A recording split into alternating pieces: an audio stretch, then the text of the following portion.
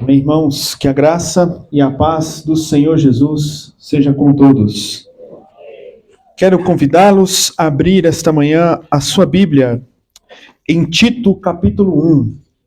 Hoje nós estamos iniciando uma série de exposições e meditações que vai acontecer aos domingos na carta de Paulo a Tito.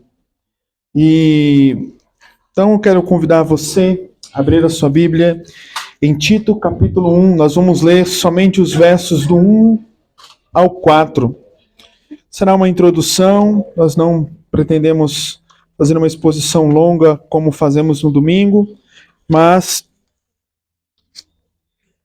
todavia, nós queremos olhar esses versos introdutórios e tirar algumas aplicações práticas para as nossas vidas como Igreja do Senhor. Quem encontrou Tito 1, versículo 1, diga amém. Assim diz a Santa Palavra de Deus: Paulo, servo de Deus e apóstolo de Jesus Cristo, para promover a fé que é dos eleitos de Deus e o pleno conhecimento da verdade segundo a piedade. Escrevo na esperança da vida eterna que o Deus que não pode mentir prometeu antes dos tempos eternos e no momento oportuno manifestou a sua palavra mediante a pregação que me foi confiada por ordem de Deus, nosso Salvador. A Tito, verdadeiro filho segundo a fé comum, que a graça e a paz da parte de Deus Pai e de Cristo Jesus, nosso Salvador, estejam com você. Oremos mais uma vez. Bendito Senhor, te louvamos por esta oportunidade, por esta manhã. Obrigado, Senhor, porque até aqui podemos desfrutar neste tempo gracioso, oportuno de comunhão.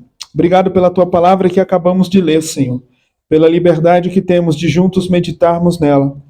Fica conosco, ó Pai, e aplique as verdades que aqui estão contidas em nossos corações, para que possamos frutificar no teu reino para a tua glória. Oramos em nome de Jesus Cristo. Amém e amém. Irmãos, o tema da nossa série de mensagens em Tito é Doutrina e Prática na Vida Cristã.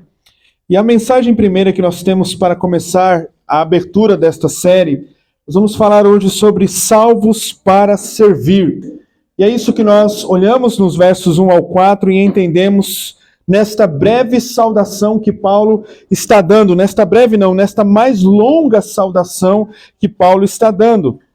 E é interessante que quando a gente vai pedir para uma pessoa se apresentar, geralmente tem pessoas que falam demais ou falam de menos. Mas, naqueles que já fizeram várias entrevistas de emprego, geralmente é nesses momentos de apresentação que as pessoas vão dizer assim: nossa, fulano sabe realmente o que ele quer, quem ele é e aonde ele quer chegar. E é o que Paulo está nos mostrando aqui neste primeiro momento. No primeiro momento que Paulo está se apresentando a Tito aqui, através desta carta que ele está sendo escrita para Tito, que está em Creta, nesta breve apresentação nós conseguimos notar e ver que Paulo ele já coloca aqui as suas credenciais de quem ele é, aonde a sua identidade está firmada, qual é o seu propósito de existência e o porquê Deus o chamou para o Evangelho. Por isso, então, é interessante notar que Tito é a penúltima carta que Paulo escreve e é o mesmo contexto que nós temos ali em 1 e 2 Timóteo, são cartas pastorais, e aonde Paulo está fortalecendo esses jovens pastores a conduzir a igreja do Senhor à maturidade, ao crescimento e à piedade. E uma coisa interessante a anotar aqui que Paulo escreve a Tito é que a igreja em Creta era uma igreja bastante complicada, era uma igreja, conforme você vai olhar aí no verso 5 em diante, na verdade o verso de número 5, se você está com a sua Bíblia aberta, você vai ver que Paulo fala assim que ele está escrevendo esta carta para que Tito coloque em ordem as coisas que estão ali desorganizadas. E o propósito da carta de Paulo a Tito é fazer que esses irmãos possam ter em mente que nós não excluímos a doutrina de uma vida prática. A doutrina é importante porque ela vai moldar como nós vivemos. E o propósito é como esses irmãos devem se comportar de maneira adequada, de maneira que glorifiquem ao Senhor. Se nós fôssemos fazer uma análise breve, por exemplo, o capítulo 1, Paulo vai tratar sobre a conduta dos líderes. No capítulo 2, Paulo vai tratar sobre o caráter e a conduta dos membros desta igreja. E no capítulo 3, Paulo vai dizer sobre esta relação da igreja e o mundo. Esses 3 capítulos, eles envolvem doutrina e prática. Uma hora Paulo começa falando da doutrina, depois a prática. Uma hora ele fala da prática e depois ele apresenta o fundamento da doutrina. E o que Paulo está trazendo aqui para nós, já de uma aplicação de maneira imediata, é que nós precisamos, sim, da doutrina. Porque a doutrina vai fazer com que possamos viver na prática de maneira saudável, de maneira a glorificar ao Senhor. Mas é interessante que, quando a gente fala sobre esta verdade de doutrina e prática, nós, como membros de uma igreja, temos a tendência de ir para um extremo e esquecer o outro lado. Por exemplo, a gente ouve constantemente dos irmãos assim, não, eu estou na igreja, eu quero servir. Isso é uma verdade, nós somos chamados ao serviço. Mas o serviço por si só não se sustenta. Porque se você não conhece a verdade do Evangelho, as verdades de Deus, certamente você, eu posso usar uma expressão aqui, né, vai ficar meio capenga, sabe? Tá faltando alguma coisa. Você só serve, mas por que você serve? Mas existe também o outro lado, onde aqueles só querem a doutrina, o conhecimento e nunca vivem uma vida de prática daquilo que aprendem. Portanto, Paulo está destacando aqui, neste texto que ele escreve a Tito, esta verdade, que a doutrina e a prática, elas andam juntas, de maneira equilibrada, aonde uma igreja vai florescer, aonde uma igreja vai glorificar ao Senhor, e é isso que Paulo destaca no texto a Tito. Nós vamos ver ao longo das exposições, né, muitas coisas sobre o contexto. Se você for olhar, né, a palavra sincretismo vem desse contexto de Creta, onde era uma cidade, uma ilha com muitas religiões pagãs ali, o paganismo era muito forte, e a igreja do Senhor estava neste lugar, precisando ser lembrada das verdades fundamentais do Evangelho e daquilo que vai moldar a vida como eles vão viver. Amém? Então, eu gostaria de olhar nos versos 1 ao 4 que nós lemos esta manhã. Nós temos uma das introduções mais longas de Paulo no contexto de tudo aquilo que ele escreveu. E Paulo aqui, o apóstolo, nesta curta introdução, ou nesta longa introdução e nesta curta carta, que tem apenas 46 versículos, ele já dá uma apresentação e o fundamento de que o que ele está escrevendo para Tito, para a igreja ali em Creta, não é algo que vem dele, mas é algo de Deus. E por isso esta introdução longa vai unir verdades fundamentais para a nossa compreensão de vivermos uma vida que glorifica ao nome do Senhor. Paulo está trazendo a doutrina, o zelo e também as boas obras. Paulo está trazendo nesta introdução o fundamento daquele que o salvou, daquele que o tornou útil para o Evangelho e daquele que o colocou em um propósito santo. Que se você ler o texto comigo, você deve ter observado que ele vai falar que todo o seu empenho é pela fé dos eleitos. Todo o seu esforço é pela fé daqueles a quem Deus escolheu.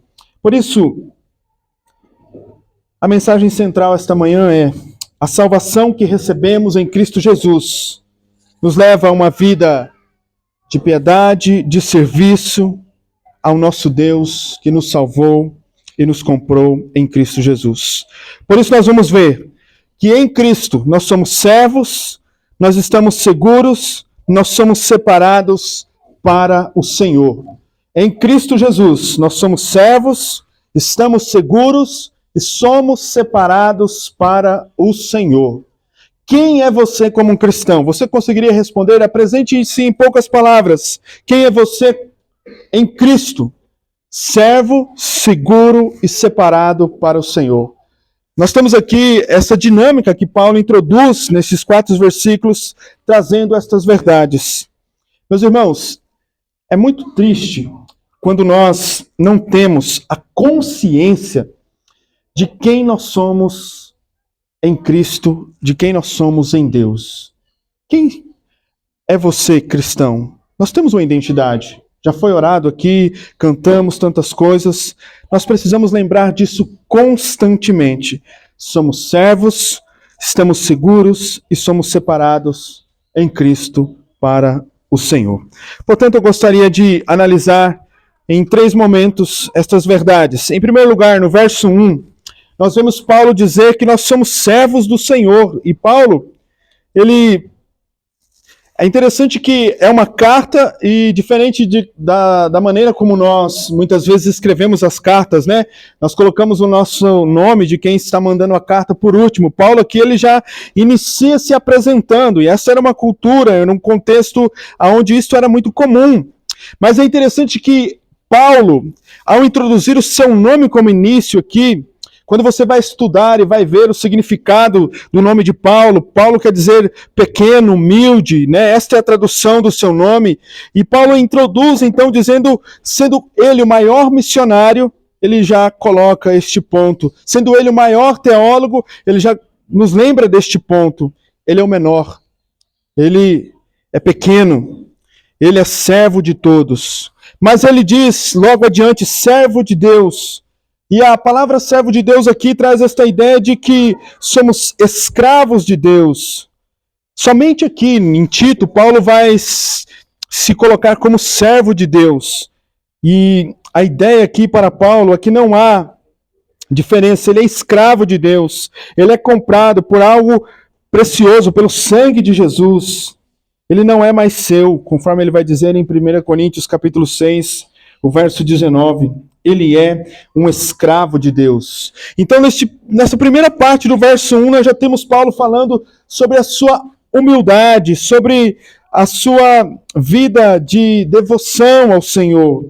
Mas ele prossegue dizendo que ele é um apóstolo. E talvez alguém pode dizer assim, não, pastor, mas Paulo já falou que ele é servo de Deus, ok? O seu nome quer dizer que ele é muito pequeno, mas agora ele apresenta a sua credencial apostólica para mostrar a sua autoridade. Só que se você for olhar a tradução também, o contexto do que significa realmente a palavra apóstolo, né? Eu sei que nós estamos sobre a doutrina dos apóstolos, o fundamento ali, a doutrina a qual a igreja está fundamentada. Mas a palavra apóstolo também tem essa conotação de que ele é enviado com uma mensagem. Paulo está dizendo nesse primeiro momento, eu sou pequeno, eu sou escravo e eu sou um mensageiro, né? Você lembra muito bem no contexto onde a escravidão existia, quando um escravo tinha que levar uma mensagem, ele não tinha dignidade, a dignidade que estava com ele era a mensagem que ele tinha que levar até atravessar a cidade e conduzir assim aquela mensagem que o seu dono estava mandando. Então ele se identifica como um apóstolo neste termo, nesta configuração de que ele é enviado por Deus com uma mensagem, e esta mensagem não vem dele, esta mensagem fala da autoridade de Deus. Paulo também se identifica que, ainda no verso 1, que o fato de que ele foi selecionado, ele tem um propósito, ele foi alcançado.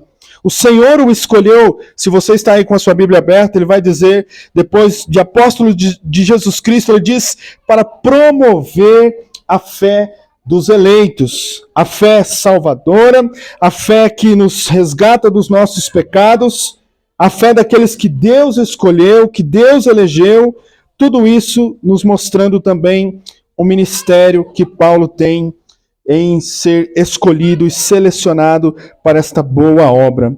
E por último, Paulo vai dizer ainda no verso 1, para que, por meio da verdade, se alcance a piedade. Vamos lá. Paulo se apresenta como pequeno, como servo escravo, como mensageiro, como aquele que foi selecionado para fazer a boa obra do Senhor com o propósito de levar os crentes a qual ele está escrevendo esta carta, por meio da verdade, se achegarem à piedade. Paulo nos lembra que nós somos servos do Senhor. Somos escravos, somos enviados com uma mensagem, somos escolhidos para a boa obra, com o santo propósito, por meio da verdade, chegarmos à piedade. E a piedade aqui fala da nossa maturidade cristã, da nossa caminhada espiritual, da nossa vida cristã, do nosso dia a dia com Deus, da nossa vida santificada. Você é um servo nesses termos? Você é um servo nesses termos? Escravo, enviado, selecionado, santificado para a boa obra do ministério? É isso que Paulo está dizendo. É isso que Paulo está nos mostrando neste primeiro momento, no verso 1. Somos servos do Senhor, porque Ele nos comprou com alto preço, porque Ele nos deu uma mensagem para proclamar, porque em Cristo nós fomos escolhidos e santificados para as boas obras. Mas talvez a verdade central também deste verso e de toda a carta, Paulo diz na parte final do verso 1, a verdade segundo a piedade.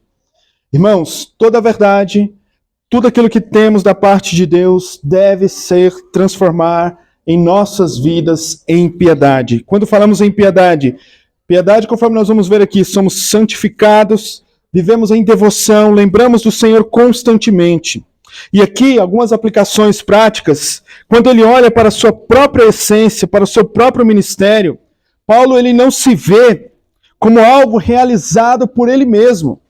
Quando você fala da sua vida cristã, quando você fala da sua caminhada com Deus, não é algo que você realizou por si mesmo, mas o Senhor te escolheu, o Senhor te fez um escravo, o Senhor te fez um servo, o Senhor te fez um mensageiro, o Senhor nos escolheu e nos santificou.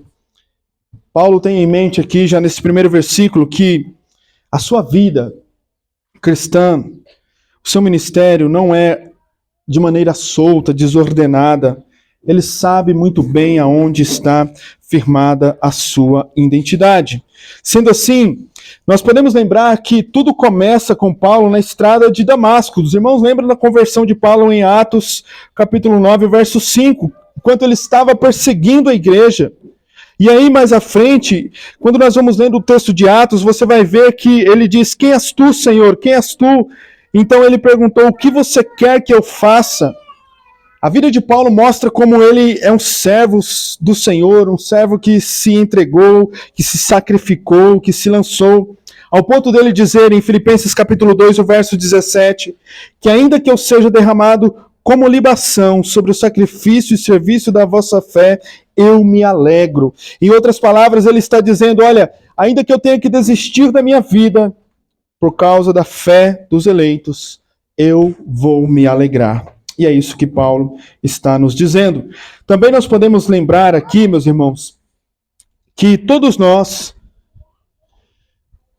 temos que ser realistas, que por muitas vezes alguma coisa pode nos escravizar.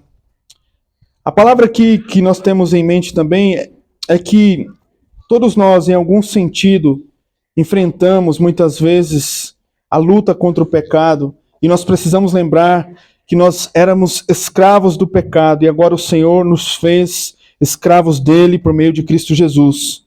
Mas talvez nós não temos esta mentalidade de que devemos ser submissos, devemos ser obedientes, não temos a nossa própria agenda, não temos a nossa própria vontade.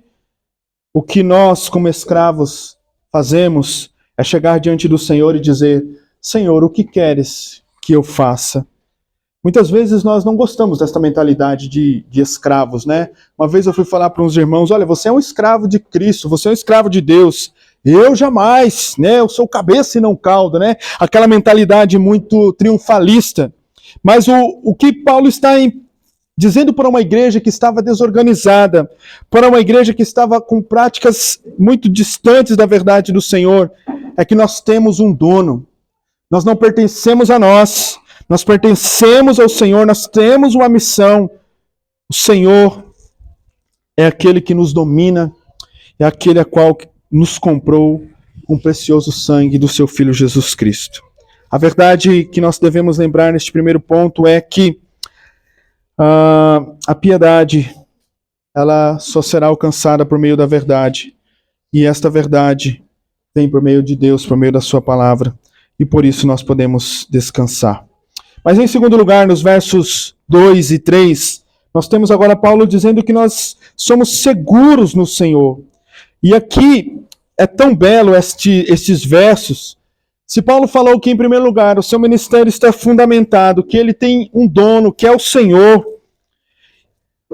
aonde está a segurança da identidade de Paulo?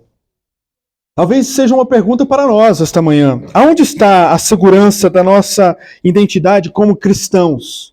Será que é porque o pastor diz, ou porque os crentes da igreja oram, ou porque meu pai e minha mãe é cristão, meus avós, os meus parentes? Não. Paulo está dizendo agora nos versos 2 e 3 que a segurança da sua vida como servo, da sua vida como mensageiro, da sua vida como aquele escolhido e santificado para a boa obra, está no próprio testemunho do Senhor.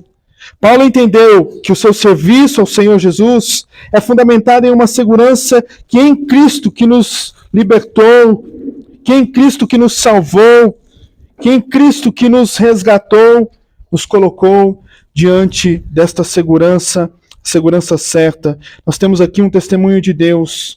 E outra verdade que nos traz segurança é a própria palavra de Deus. Olhe comigo o verso de número 2. Se você está aí com a sua Bíblia aberta.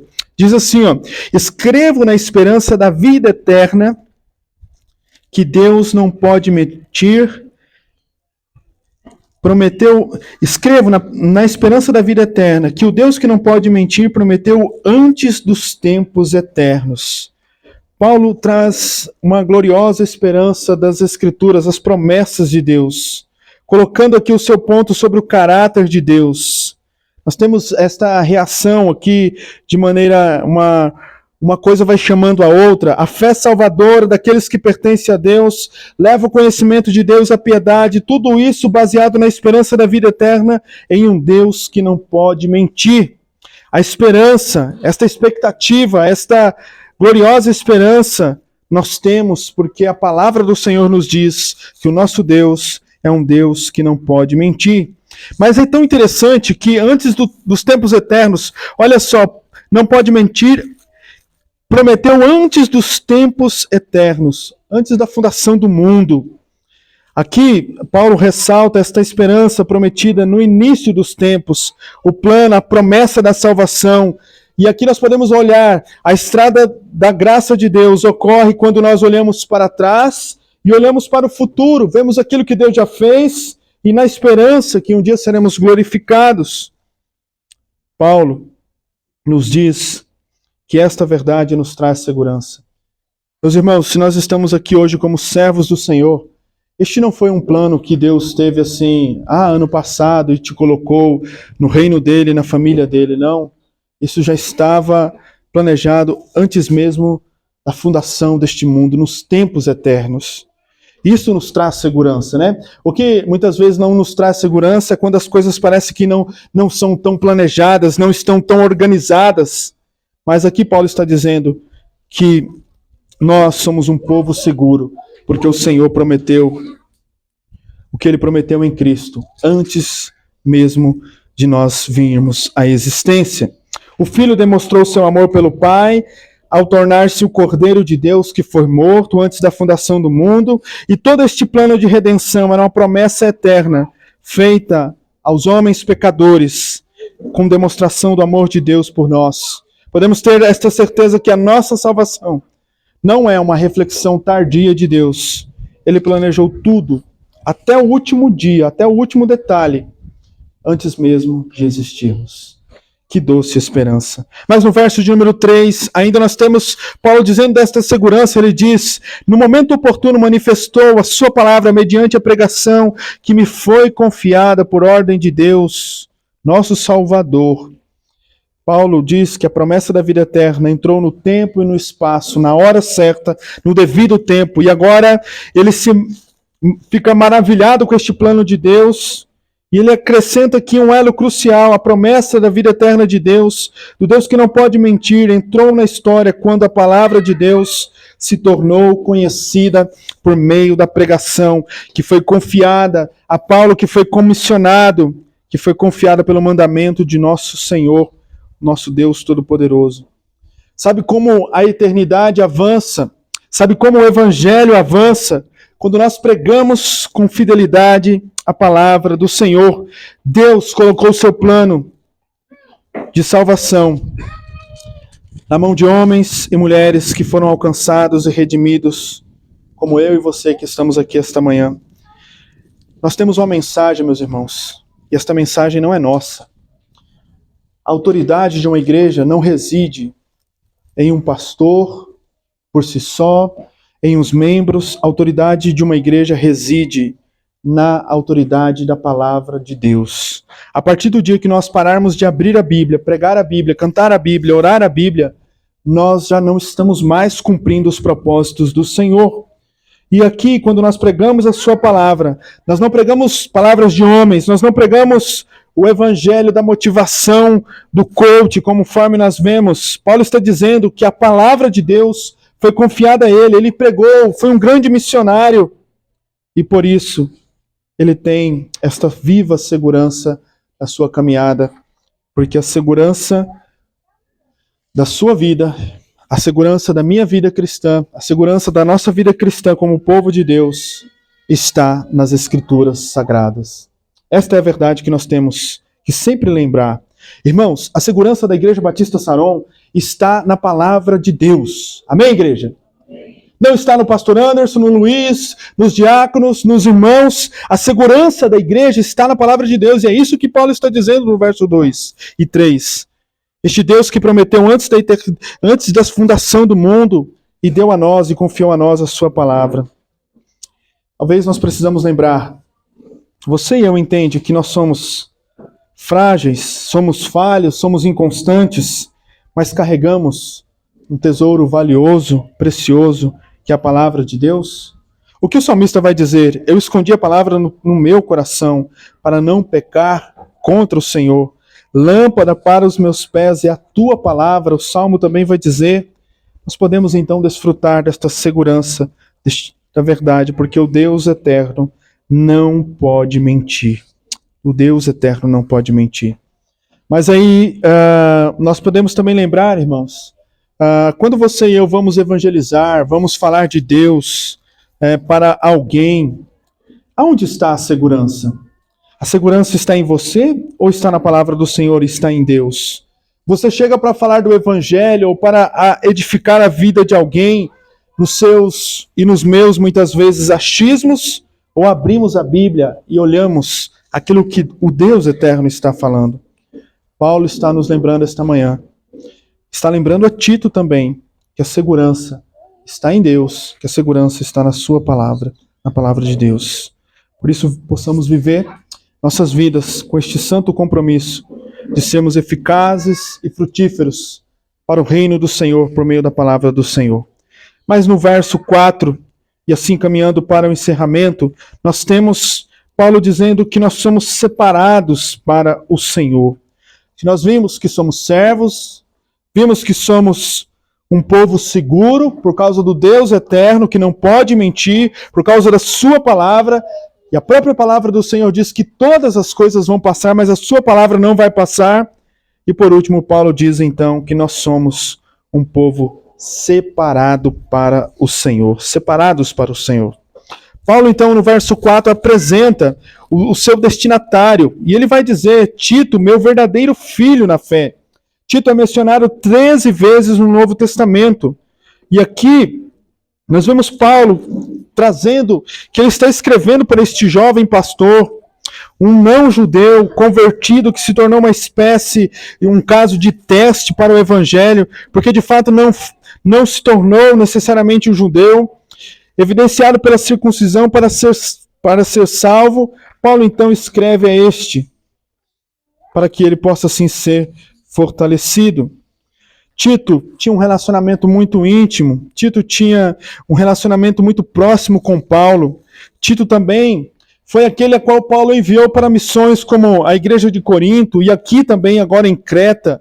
É tão interessante que Tito foi separado para poder assim cumprir uma obra, executar uma tarefa que muitas vezes parecia algo tão difícil, né? Um comentarista vai dizer que Tito era uma espécie de boina verde para Paulo, né?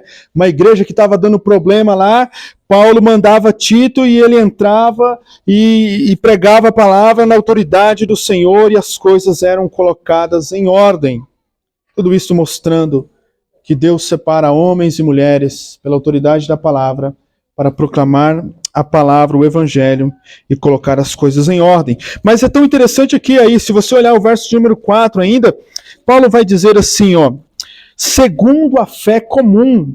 Tito é um verdadeiro filho na fé, uma fé comum, e Paulo usou esta mesma expressão para Timóteo, o verdadeiro filho, mas ele destaca aqui que ambos têm uma fé comum, uma fé, pode ser, ao entender aqui, ambos experimentaram da mesma fé salvadora, que é mais aqui o mesmo corpo de doutrinas da fé cristã, uma vez que foi entregue por todos os santos, conforme Judas, verso 3. O ponto de Paulo aqui é que ele, Tito, estava alinhado nas doutrinas essenciais da fé cristã. Eles tinham uma fé comum.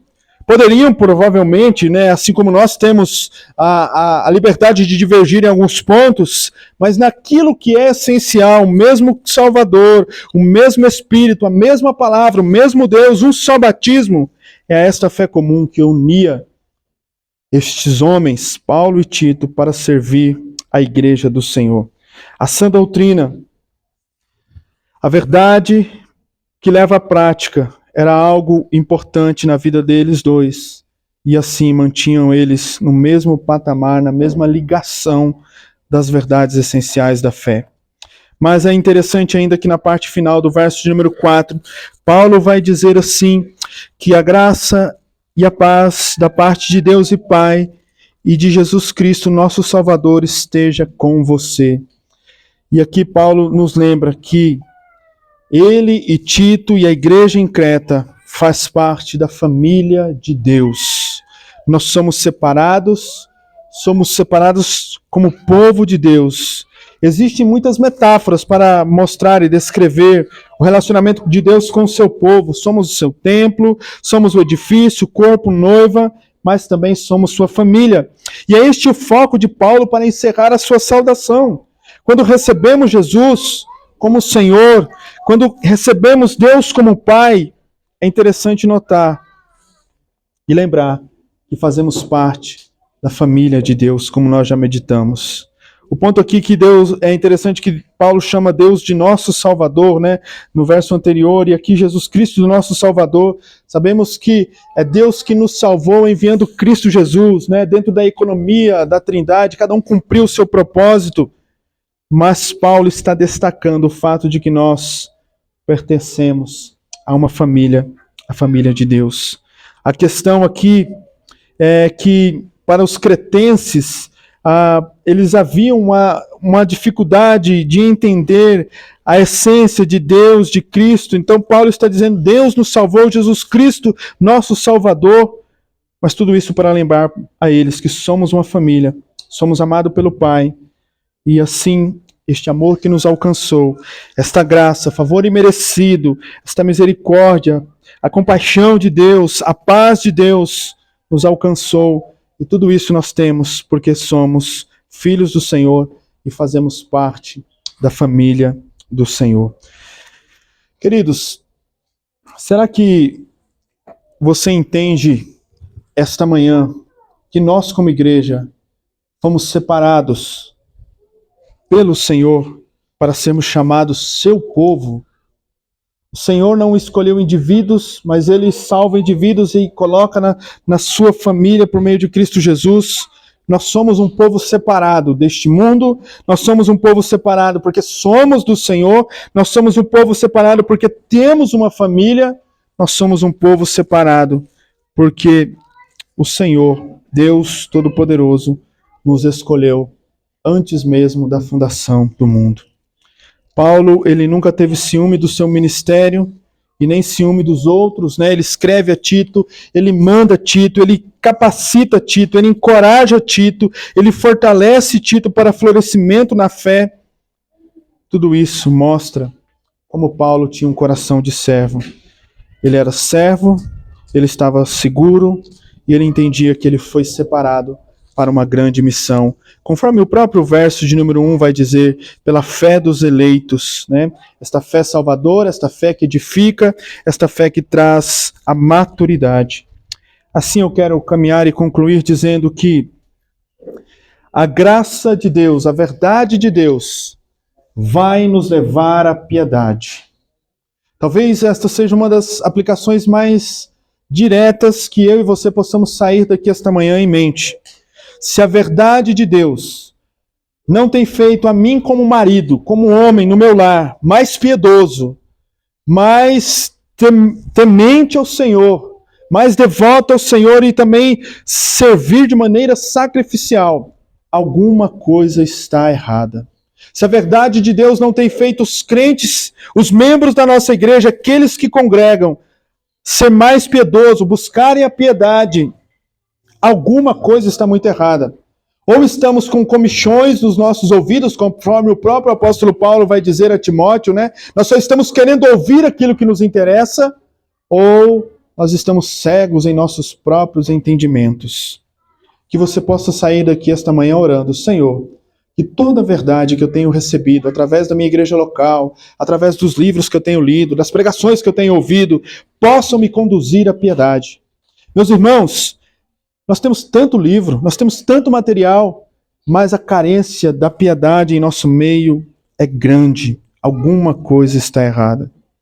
Mas também Paulo entende aqui e aplica para nós que ele recebeu muito do Senhor, ele desfrutou desses benefícios que ele recebeu do Senhor, tudo isso porque ele entendia quem ele era em Cristo Jesus.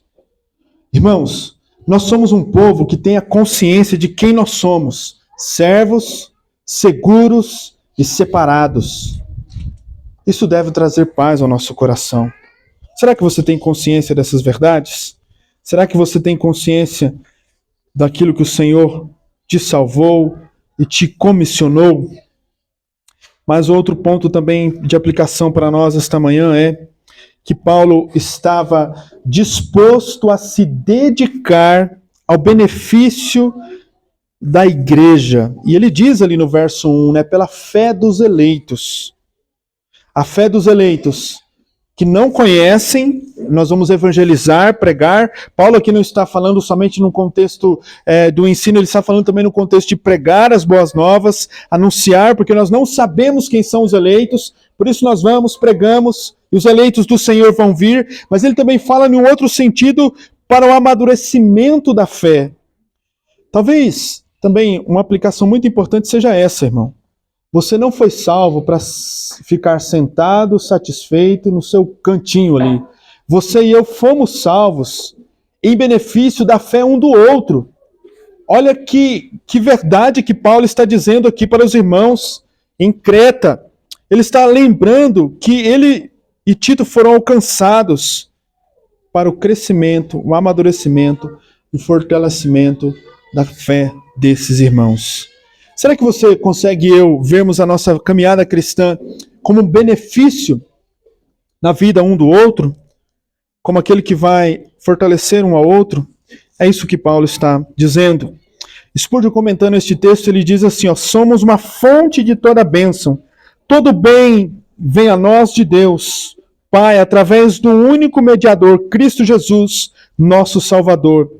Você não tem nada que vale a pena a ter, exceto o que o seu pai lhe deu. E o seu pai, Spurgeon vai dizer, é meu pai. E a mão que passa a bênção para você, passa a bênção para mim e para toda a família dos crentes. Nós somos salvos, escolhidos pelo Senhor. Somos aqueles que vão buscar a edificação uns dos outros.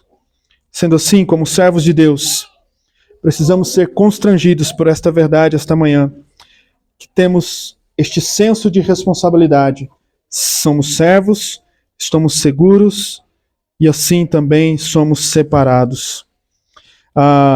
É interessante que quando a gente vê, né, os noivados, os jovens casais, são bastante apaixonados, né? Eu até costumo às vezes brincar em casa, falando assim, isso aí tá no início do relacionamento, né? O marido acabou ali de casar-se, um menino, uma menina, né? E aí leva o café na cama, serve o almoço, né? E aí eu falo assim, isso aí vai passar com o tempo, né? Acaba que realmente isso entre nós acontece. Mas nós fomos cativados pelo amor de Deus em Cristo Jesus, alcançados pelo amor de Deus em Cristo Jesus, e nós servimos não mais por obrigação, não porque queremos alguma coisa em troca, porque sabemos que estamos seguros e fomos separados e servimos com alegria. Que eu e você possamos lembrar, assim como Paulo está lembrando a Tito, ele tem uma identidade, ele tem um propósito, ele foi separado para a boa obra. Certifique, eu e você, esta manhã, de estarmos vivendo esta santa verdade do Evangelho. Somos salvos para servir ao Senhor e para servir uns aos outros. Que o Senhor Deus nos ajude. Esta é uma mensagem introdutória e que Deus te abençoe, me abençoe e que você se lembre. Eu sou servo. Eu estou seguro. Eu sou separado. Que isso te motive amanhã, numa segunda-feira, que você tenha um monte de desafios, que isso te motive no contexto da sua família, da nossa igreja, a lembrar, somos servos, somos escravos de Deus, estamos seguros em Deus, somos separados por Deus. Convido você a fechar os seus olhos, a curvar a sua cabeça, e nós estaremos orando ao Senhor. Bendito Deus, obrigado pela tua palavra,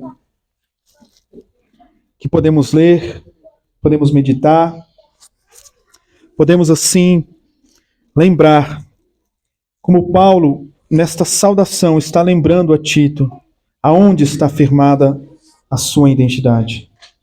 A sua identidade não está firmada naquilo que os cretenses poderiam dizer acerca dele, a sua identidade não estava firmada naquilo que os falsos mestres ali em Creta também estavam levantando e dizendo. A identidade de Paulo estava firmada no Senhor, que o salvou e tornou servo, que o salvou e o tornou um homem seguro, não por si, mas pelo Senhor, que o salvou e tornou um homem separado para o Senhor. Nós somos separados para o Senhor, nós estamos seguros no Senhor, nós vivemos para servir ao Senhor e uns aos outros. Pai, nós pedimos também esta manhã que toda a verdade que temos lido, meditado, ouvido, estudado juntos, possa nos levar à piedade. Senhor, que possamos ter mais homens piedosos em nossa igreja, possamos ter mulheres mais piedosas em nossa igreja. Tudo isso, ó Deus, porque a tua palavra está sendo exposta com fidelidade e autoridade. Não por mim, mas também por outros homens na nossa igreja, por outros pastores ao redor do mundo fiéis. Senhor, nós clamamos a Ti que a Tua verdade nos leve à piedade em casa, nos leve à piedade na igreja, nos leve à piedade no trabalho, nos leve à piedade com os amigos que não Te conhecem. Senhor, ajuda-nos, Pai, e livra-nos de ouvir somente aquilo que queremos ouvir, mas que a Tua palavra alcance o nosso coração e nos transforme para a Tua honra e para a Tua glória. Nós oramos, ó Deus, e Te agradecemos porque temos acesso a esta carta que Paulo escreveu a Tito, tão instrutiva, tão profunda, uma carta tão pequena, 46 versos, 3 capítulos, mas rica de doutrina, de prática, rica de doutrina e de piedade.